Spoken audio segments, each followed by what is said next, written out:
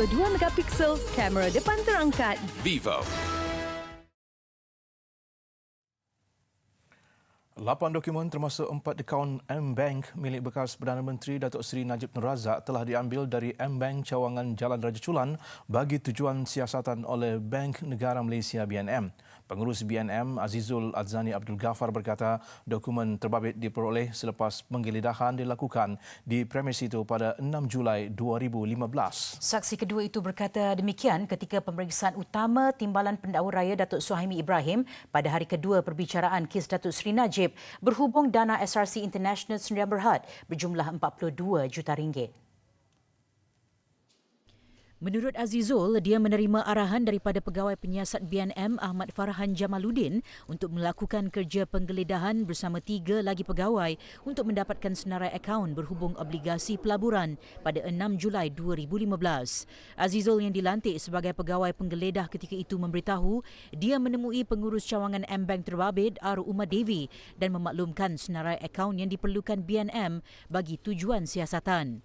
Ujarnya, rampasan itu dibuat mengikut peruntukan Akta Pencegahan Pengubahan Wang Haram.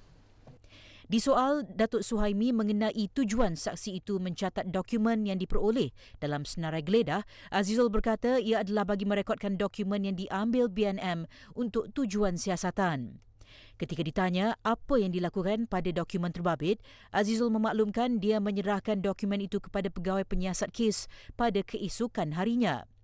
Katanya dokumen lain turut membabitkan 3 akaun syarikat SRC Sdn Bhd dan 1 akaun syarikat gandingan mentari Sdn Bhd.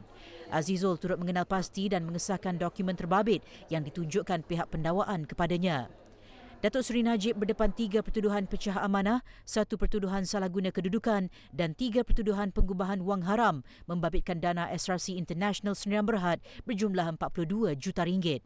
Ahli Parlimen pekan itu didakwa melakukan kesemua kesalahan di M Islamic Bank Berhad Jalan Raja Chulan dan pejabat Perdana Menteri di Putrajaya di antara 17 Ogos dan 10 Februari 2015. Sementara itu, Mahkamah diberitahu terdapat 1 juta saham SRC International Sdn Bhd yang diterbit dan dipegang oleh bekas Menteri Keuangan.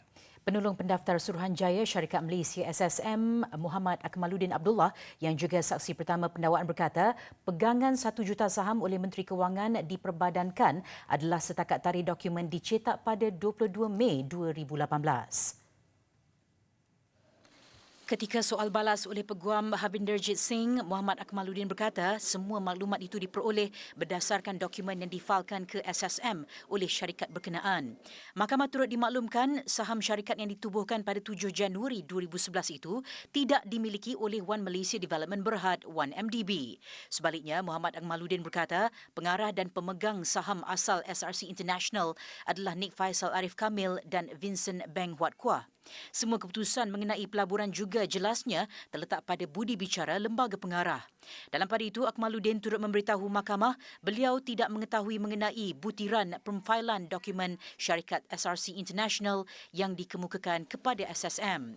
Dia mendakwa tidak tahu mengapa dokumen terbabit difalkan sedemikian selain tidak mempunyai pengetahuan khusus berhubung mana-mana syarikat yang didaftarkan kepada SSM. Jelasnya, dia hanya menjawab soalan peguam berdasarkan apa yang tertera dalam dokumen yang dirujuk kepadanya.